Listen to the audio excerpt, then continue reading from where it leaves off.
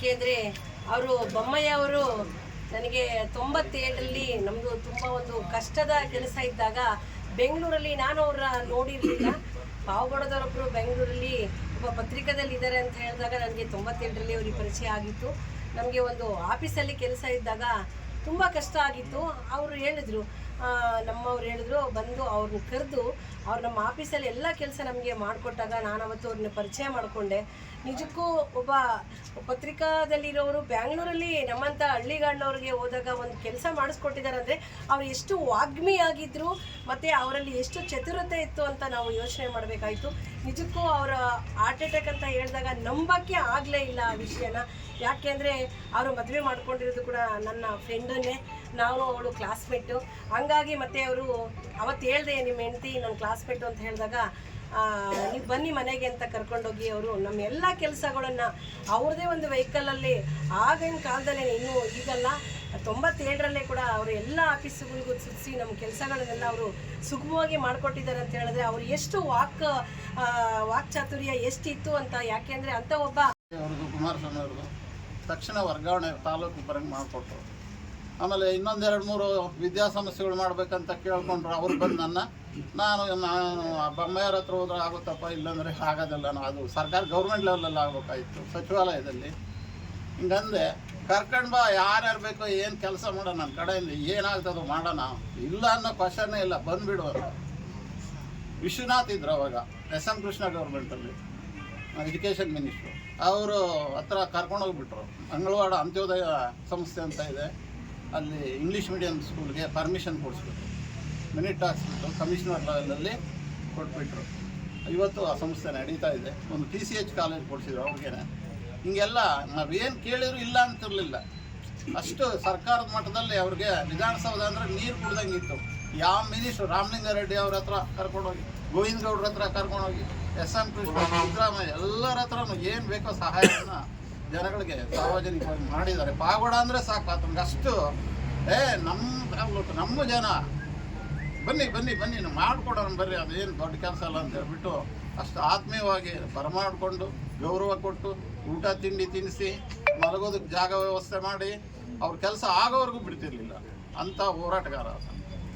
ಪತ್ರಿಕೆಯನ್ನು ಪರಿಚಿದಂತಹ ಪ್ರಥಮ ವ್ಯಕ್ತಿ ಸುಮಾರು 30 ವರ್ಷಗಳ ಹಿಂದೆಯೇ ಪಾವಗಡದ ರಪ್ಪ ಗ್ರಾಮದಲ್ಲಿ ಹುಟ್ಟಿದಂತಹ ದೊಡ್ಡಬೊಮ್ಮನವರು ಸಂಜೀವವಾಣಿ ಪತ್ರಿಕೆಯಲ್ಲಿ ಒಬ್ಬ ಪತ್ರಕರ್ತರಾಗಿ, ಸಂಪಾದಕರಾಗಿ, ಮುಖ್ಯ ಸಂಪಾದಕರಾಗಿ ಕಾರ್ಯನಿರ್ವಹಿಸಿದಂಥವರು.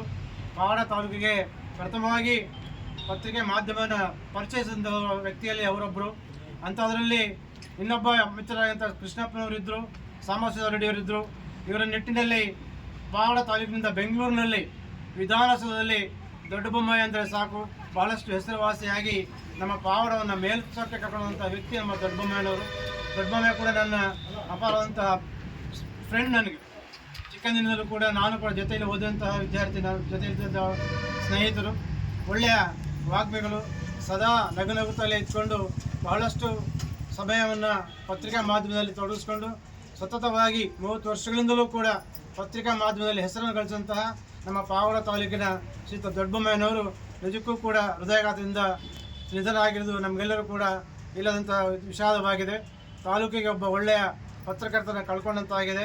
ನಮ್ಮ ಮೊನ್ನೆಯೂ ಕೂಡ CM ಸಿದ್ದರಾಮಯ್ಯವರು ಕೂಡ ಟ್ವಿಟ್ಟಲ್ಲಿ ಮಾಡಿದ್ದಾರೆ, ದೊಡ್ಡಬೊಮ್ಮಯ್ಯನವರು ತೀರರಿಂದ ಅವರ ಆತ್ಮಕ್ಕೆ ಶಾಂತಿ ಸಿಗಲಿ ಅಂತ. ನಿಜಕ್ಕೂ ಕೂಡ ಇಂಥ ಹೆಸರುವಾಸಿಯಾದಂಥ ಒಬ್ಬ ಮಿತ್ರರನ್ನು ನಾವು ಕಳ್ಕೊಂಡಿದ್ದೇವೆ. ನಮ್ಮ ಪಾವಗಡ ತಾಲೂಕಿಗೆ ಅಪಾರವಂಥ ನಷ್ಟವಾಗಿದೆ. ಆ ನಷ್ಟವನ್ನು ಭರಿಸುವಂಥ ಶಕ್ತಿ ನಮಗೆಲ್ಲ ಕೊಡಲಿ. ಹಾಗೆ ಆ ವೆಡ್ಸಿನಲ್ಲಿ ಸೇರ್ಕೊಂಡ್ರು. ಅವತ್ತೆಲ್ಲ ಒಂದು 800 ರೂಪಾಯಿ 1000 ರೂಪಾಯಿ ಸಂಬಳ. ಲೆಕ್ಚರರ್ ಪೋಸ್ಟು ಅವರು ಪಾರ್ಟ್ ಟೈಮು ಗೆಸ್ಟ್ ಲೆಕ್ಚರರ್ ಆಗಿ ಡಿಗ್ರಿ ಕಾಲೇಜಿನಲ್ಲೂ ಸೇವೆ ಸಲ್ಲಿಸಿದರು. ಆಮೇಲೆ ಅವರು ಆಕಸ್ಮಿಕವಾಗಿ ಹಿಂಗೆ ಅಂತರ್ಜಾತಿ ವಿವಾಹ ಅಂತ ನಾವು ಏನು ಕರಿತೀವಿ, ಹಂಗೆ ಒಬ್ಬ ಅವ್ರ ಮನೆ ಪಕ್ಕದವರೇ ಒಬ್ಬ ಮದುವೆ ಆದರು. ಆವಾಗ ಅವರು ಇಲ್ಲಿ ಜನ ಸ್ವಲ್ಪ ಆವಾಗ ಸ್ಟ್ರಿಕ್ಟ್ ಇತ್ತು, ಕ್ಯಾಸ್ಟಿಸಮ್ ತುಂಬ, ಇಷ್ಟೊಂದು ಲಿಬರಲ್ ಇರಲಿಲ್ಲ. ಅದಕ್ಕೆ ಯಾರೇನಂತಾರೋ ಸುಮ್ಮನೆ ಇಲ್ಲಿ ಯಾಕೆ ಎದುರಿಗೆ ಅಂತ ಹೇಳ್ಬಿಟ್ಟು ಬೆಂಗಳೂರಿಗೆ ಹೋಗ್ಬಿಟ್ರು. ಅವರು ಶ್ರೀಮತಿ ಅವ್ರನ್ನ ಕರ್ಕೊಂಡು ಹೋಗಿ ಒಂದು ಪತ್ರಿಕೆಯಲ್ಲಿ ಸೇರಿಕೊಂಡು, ಸಂಜೀವಣಿನಲ್ಲಿ ಸಣ್ಣ ಸಣ್ಣ ಪತ್ರಿಕೆಗಳಲ್ಲಿ ಸೇರಿಕೊಂಡ್ರು. ಆಮೇಲೆ ಉದಯವಾಣಿ ಅದೆಲ್ಲ ವರ್ಕ್ ಮಾಡಿರು.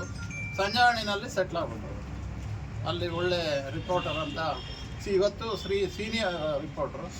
ಆಮೇಲೆ ಫೀಲ್ಡಲ್ಲಿ ಚೆನ್ನಾಗಿ ಗುರುತಿಸ್ಕೊಂಡ್ರು. ಅವ್ರ ಪ್ರೆಸ್ ಕ್ಲಬ್ಬಲ್ಲೂ ಕೂಡ ಅವರು ಒಳ್ಳೆ ಸ್ಥಾನಮಾನ, ಆಮೇಲೆ ಕ್ಲಬ್ಗೆ ಉಪಾಧ್ಯಕ್ಷರವರೆಗೂ ಆದರು. ಆಮೇಲೆ ಸರ್ಕಾರಗಳು ಬದಲಾವಣೆ ಆದಂಗೆಲ್ಲ ಎಲ್ಲ ಪಕ್ಷಗಳ ಸರ್ಕಾರಗಳು ಬಂದರೂ ಕೂಡ ಅವ್ರಿಗೆ ತುಂಬ ಹತ್ತಿರ ಆಗ್ತಿದ್ರು. ಅವ್ರ ಕಾಲದಲ್ಲಿ ನಮಗೂ ಬೇಕಾದಷ್ಟು ಸಹಾಯ ಮಾಡಿದರು. ನಾನು ಕೋಲಾರ ಜಿಲ್ಲೆ ಬಾಗೇಪಲ್ಲಿ ತಾಲೂಕಲ್ಲಿದ್ದಾಗ ಟ್ರಾನ್ಸ್ಫರ್ ಬೇಕಾಗಿತ್ತು, ಹೋದೆ. ಆವಾಗ ಕುಮಾರಸ್ವಾಮಿ ಹೊರಟ್ಟಿ ಅವರು ಎಜುಕೇಷನ್ ಮಿನಿಸ್ಟರ್ ಆಗಿದ್ದರು. ನಾನು ಸುಮ್ಮನೆ ಅಲ್ಲಿ ಕಬ್ಬನ್ ಪಾರ್ಕಲ್ಲಿ ಮರದಳಲ್ಲಿ ನಿಂತೆ, ಫೋನ್ ಮಾಡಿದೆ, ಏನಣ್ಣ ಎಲ್ಲಿದ್ದೀಯಾ ಅಂದರೆ, ಈಗಪ್ಪ ಹೊರಗಡೆ ಇದ್ದೀನಿ. ಅವ್ರು ಸೆಕ್ಯೂರಿಟಿ ಅವ್ರು ಬಿಡಲಿಲ್ಲ, ಫೋನ್ ಕೊಡು ಅವನಿಗೆ ಸೆಕ್ಯೂರಿಟಿಯನ್ಗೆ ಅಂತ ಕೊಟ್ಟೆ. ಸುಮ್ಮನೆ 3ನೇ ಮಾಡಿ ಹಿಂಗಂದರೆ ಬಿಟ್ಬಿಟ್ರು ಅವರು, ಕಳಿಸ್ಬಿಡು ಅಲ್ಲಿ ಅಂತ. ಮಂಜಣ್ಣ, ಮಾಧ್ಯಮದವರೇ, ಸ್ನೇಹಿತರೆ ಮತ್ತು ಬಂಧುಗಳೇ, ಹಿರಿಯರೇ, ದೊಡ್ಡಬೊಮ್ಮಯ್ಯ ಆಕಸ್ಮಿಕ ಮರಣ ನಮಗೆ ಬರ್ಸೋದಕ್ಕಾಗ್ತದೆ.